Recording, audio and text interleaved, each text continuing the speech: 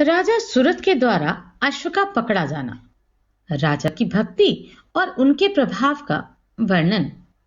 अंगद का दूत बनकर राजा के यहाँ जाना और राजा का युद्ध के लिए तैयार होना। शेष जी कहते हैं, उस श्रेष्ठ अश्व को अनेकों राजाओं से भरे हुए भारतवर्ष में लीला पूर्वक भ्रमण करते 7 माह व्यतीत हो गए। उसने हिमालय के निकट बहुत से देशों में विचरण किया, किंतु श्री रामचंद्र के बल का स्मरण करके कोई उसे पकड़ ना सका। अंग, बंग और कलिंग देश के राजाओं ने भी उस अश्व का भली भांति स्तवन किया। वहां से आगे बढ़ने पर वह राजा सूरत के मनोहर नगर में पहुंचा, जो अदिति का कुंडल गिरने के कारण कुंडल के ही नाम से प्रसिद्ध था। वहां के लोग कभी धर्म का उल्लंघन नहीं करते थे। वहां की जनता प्रतिदिन प्रेम पूर्वक श्री रामचंद्र जी का स्मरण किया करती थी।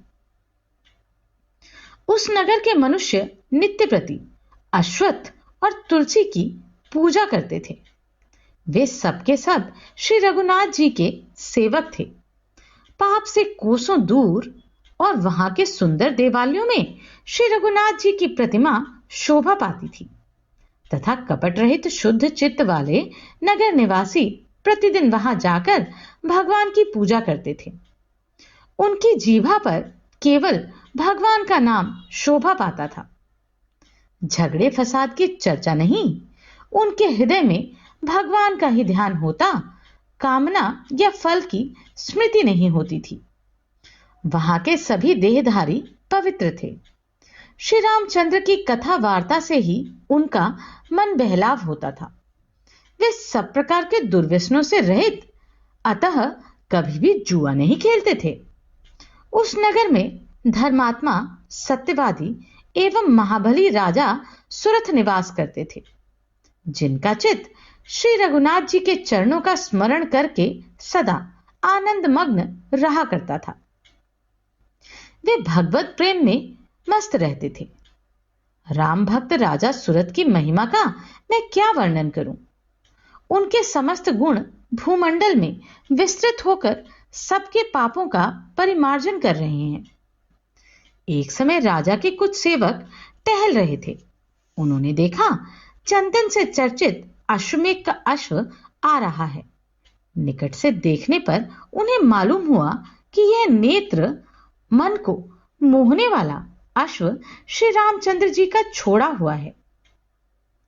यह जानकर वे बड़े प्रसन्न हुए और उत्सुक भाव से राजसभा में जा वहां बैठे हुए महाराज को सूचना देते हुए बोले, स्वामिन, अयोध्या नगरी के स्वामी जो श्री रघुनाथ जी हैं, उनका छोड़ा हुआ अश्वमेध योग्य अश्व सर्वत्र भ्रमण कर रहा है।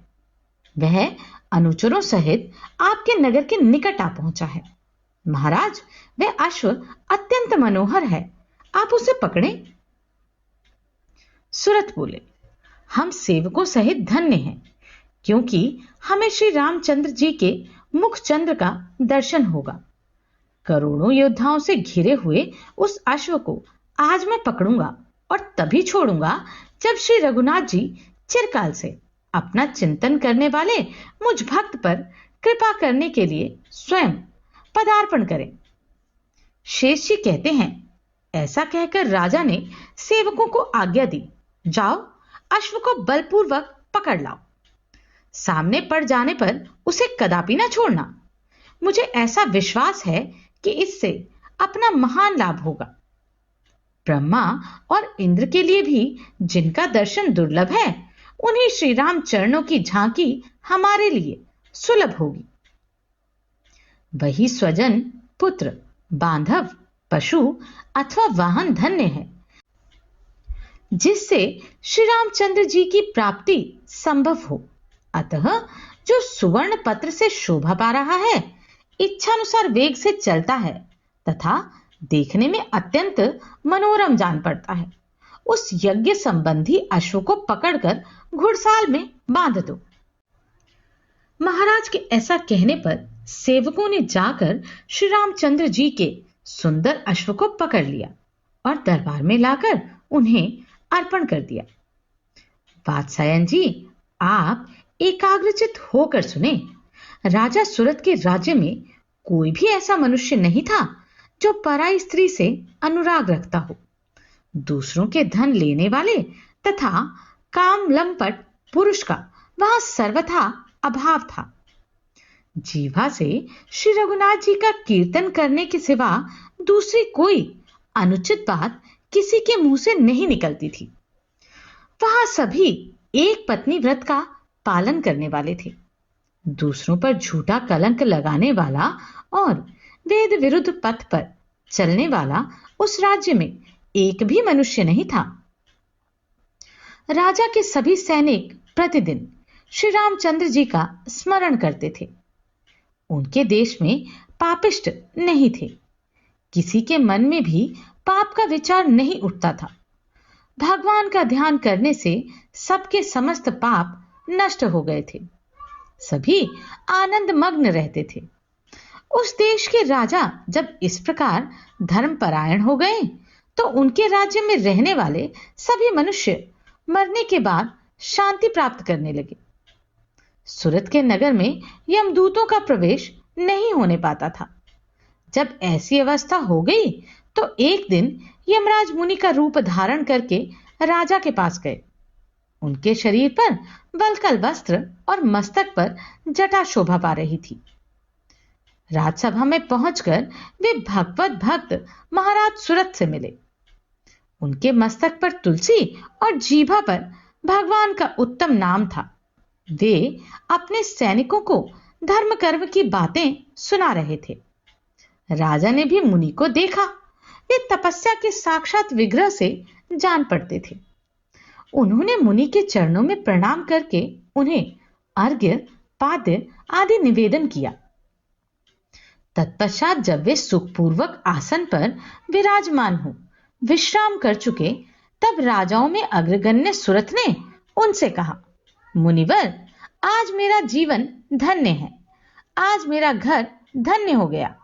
आप मुझे श्री रघुनाथ जी की उत्तम कथाएं सुनाइए, जिन्हें सुनने वाले मनुष्यों का पद पद पर पाप नाश होता है।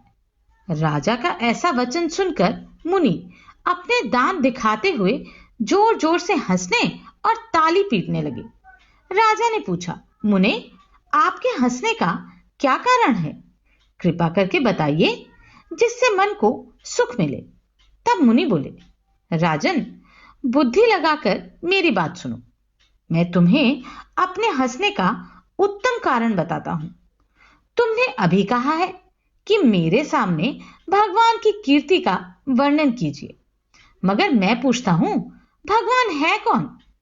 वे किसके हैं और उनकी कीर्ति क्या है? संसार के सभी मनुष्य अपने कर्मों के अधीन हैं। कर्म से ही स्वर्ग मिलता है, कर्म से ही नरक में जाना पड़ता है तथा कर्म से ही पुत्र पौत्र आदि सभी वस्तुओं की प्राप्ति होती है। इंद्र ने 100 यज्ञ करके स्वर्ग का उत्कृष्ट स्थान प्राप्त किया तथा ब्रह्मा जी को भी कर्म से ही सत्य नामक अद्भुत लोक उपलब्ध हुआ। कर्म से बहुतों को सिद्धि प्राप्त हुई है। मरुत आदि कर्म से ही लोकेश्वर पद को प्राप्त हुए हैं। इसलिए तुम भी यज्ञ कर्मों में लगो, देवताओं का पूजन करो। इससे संपूर्ण भूमंडल में तुम्हारी उज्जवल कीर्ति का विस्तार होगा। राजा सुरत का मन एकमात्र श्री रघुनाथ जी में लगा हुआ था। अतः मुनि के उपर्युक्त वचन सुनकर उनका हृदय क्रोध से क्षुब्ध हो उठा और वे कर्म विशारद ब्राह्मण देवता से इस प्रकार बोले, ब्राह्मण धम, यहां नश्वर फल देने वाले कर्म की बात ना करो। तुम लोक में निंदा के पात्र हो, इसलिए मेरे नगर और प्रांत से बाहर चले जाओ। इंद्र और ब्रह्मा का दृष्टांत क्या दे रहे हो? इंद्र शीघ्र ही अपने पद से भ्रष्ट होंगे, किंतु श्री रामचंद्र जी की सेवा करने वाले मनुष्य कभी नीचे नहीं गिरेंगे। ध्रुव, प्रहलाद और विभीषण को देखो तथा अन्य राम भक्तों पर भी दृष्टिपात करो। वे कभी अपनी स्थिति से भ्रष्ट नहीं होते। जो दुष्ट श्री राम की निंदा करते हैं उन्हें यमराज के दूत कालपाश से बांधकर लोहे के मुदगरों से पीटते हैं। तुम ब्राह्मण हो, इसलिए तुम्हें शारीरिक दंड नहीं दे सकता। मेरे सामने से जाओ, चले जाओ, नहीं तो तुम्हारी ताड़ना करूंगा। महाराज, सुरथ के ऐसा कहने पर उनके सेवक मुनि को हाथ से पकड़कर निकाल देने को उद्यत हुए। तब यमराज ने अपना विश्व वंदित रूप धारण करके राजा से कहा, श्री राम भक्त, मैं तुम पर बहुत प्रसन्न हूं। तुम्हारी जो इच्छा हो मांगो।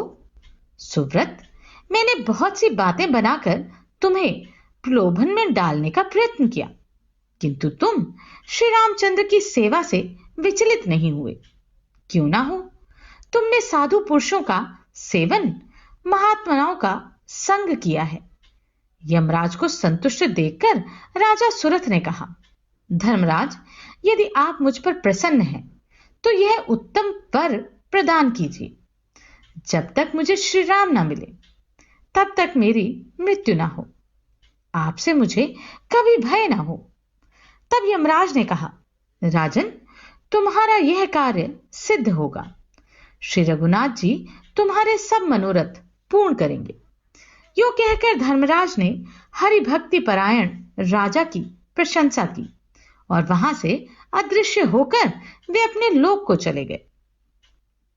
तदनंतर श्री रामचंद्र की सेवा में लगे रहने वाले धर्मात्मा राजा ने अत्यंत हर्ष में भरकर अपने सेवकों से कहा, मैंने महाराज श्री रामचंद्र जी के अश्व को पकड़ा है, इसलिए तुम सब लोग युद्ध के लिए तैयार हो जाओ।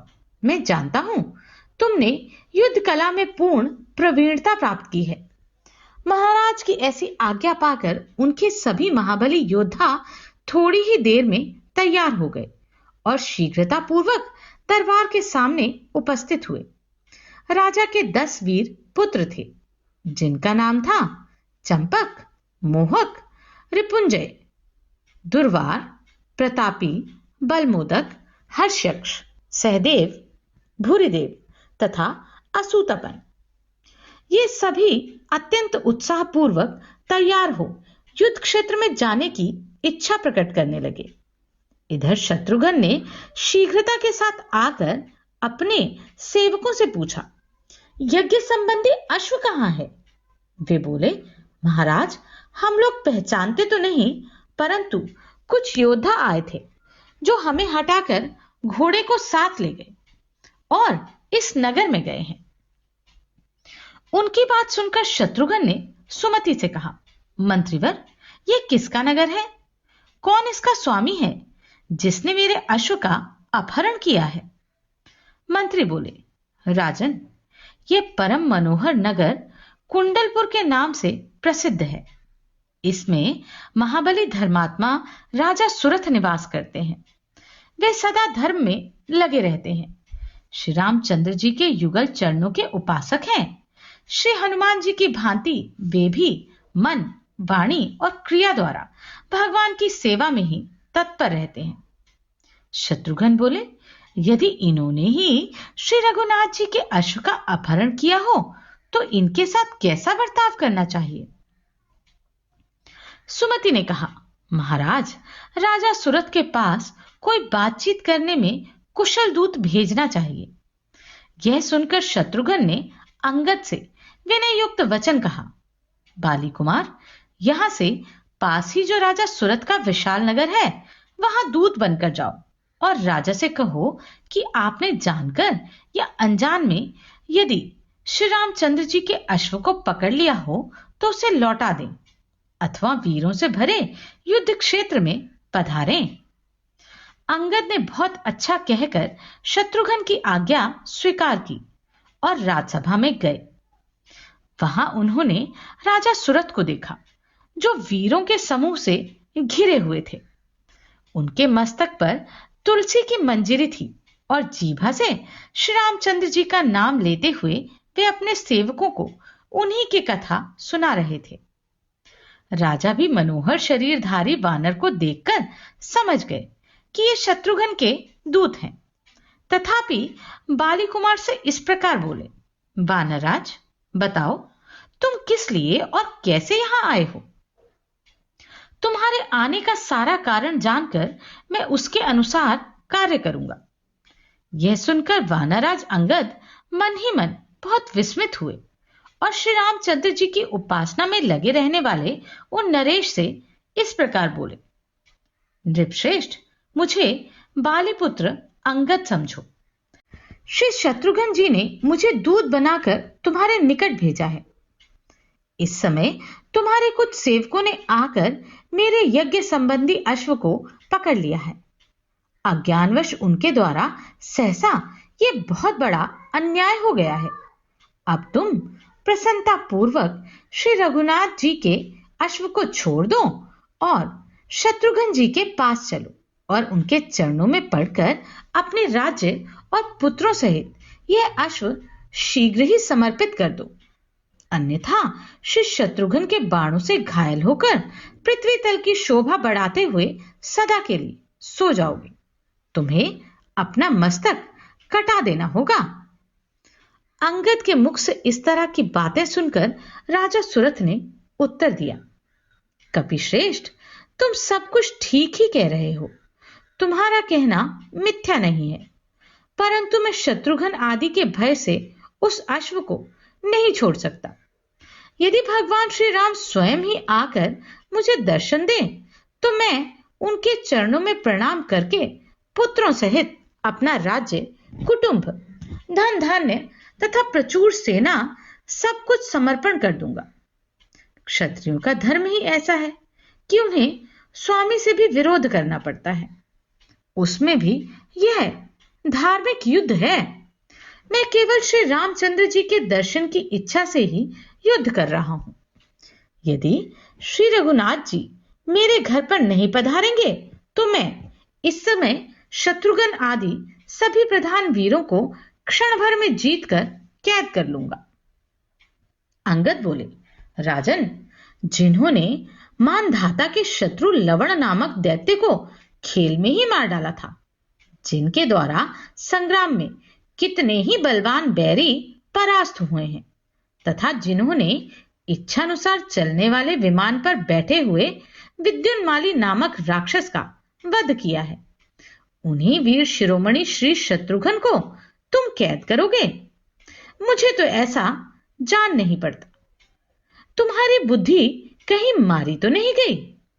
श्रेष्ठ अस्त्रों का ज्ञाता महाबली पुष्कल, जिसने युद्ध में रुद्र के प्रधान गण वीरभद्र के भी छक्के छुड़ा दिए थे, श्री शत्रुघ्न का भतीजा है।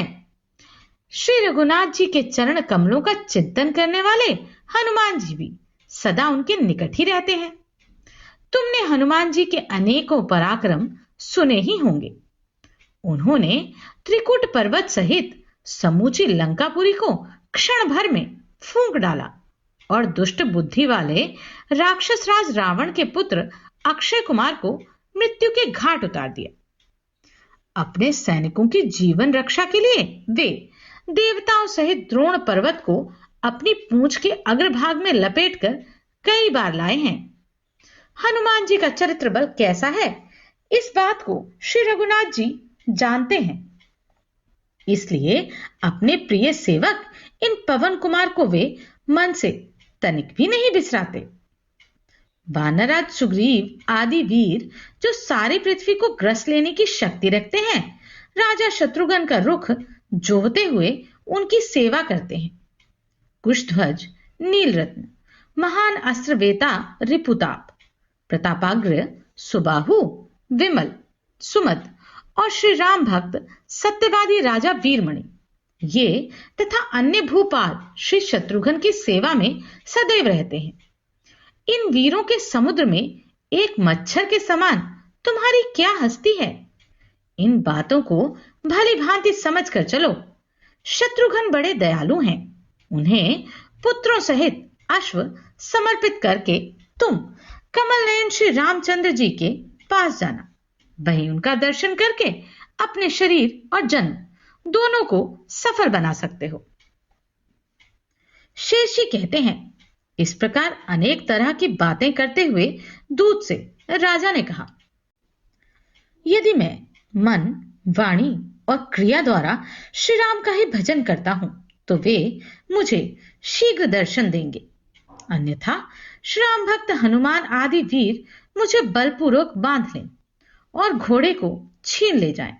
दूत, तुम जाओ, राजा शत्रुघ्न से मेरी कही हुई बातें सुना दो। अच्छे अच्छे योद्धा तैयार हों, मैं अभी युद्ध के लिए चलता हूं। यह सुनकर वीर अंगद मुस्कुराते हुए वहां से चल दिए। वहां पहुंचकर राजा सूरत की कही हुई बातें उन्होंने ज्यों की त्यों कह सुनाई।